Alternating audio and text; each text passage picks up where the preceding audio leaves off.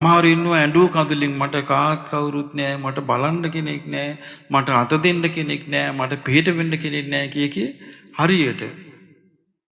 සමහර අම්මලා ඉන්නවා හරිය වයසයි, තනියම කඩේ යනවා, තනියම ගේනවා බඩු, තනියම උයාගෙන කනවා, තනියම ඉන්නවා.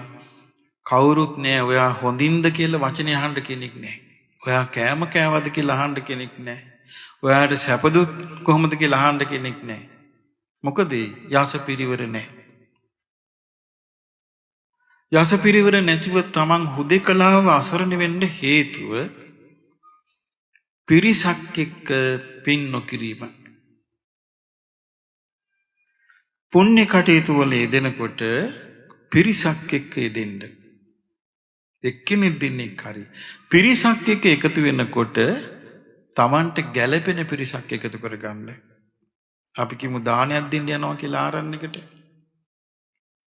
නැත්තම් ගෙදරදී දානයක් වෙන්න හදනවා කියමු. ඔන්න දැන් කිරි ටික දාන්න හැදුවොත් එකපාරට වෙලා කියයි නන්නේ කිරි දාන්න එපා කියනවා.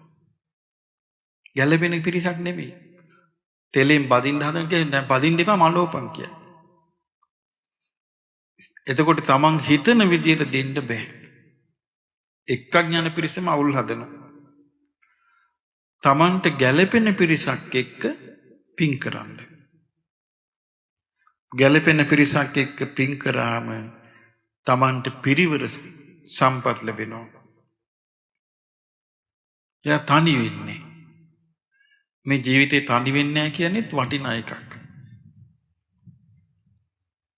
ගොඩාක් ගෙවල් නැත්තම් අම්මලා තාත්තලා තනි වෙනවා. දැන් දරුවෝ ඉන්නවා, දරුවෝ සලකන්නේ. දරුවා ලේලි එක පුතා ලේලිගේ පැත්ත ගන්නවා. එක්ක දුව බෑනගේ පැත්ත ගන්නවා.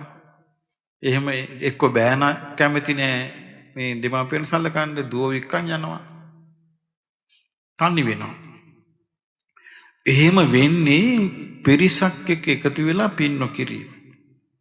ඒ නිසා පින්වත්නි මේ ලැබිච්ච මනුස්ස ජීවිතේ මේ විදිහට පින් කරගන්න.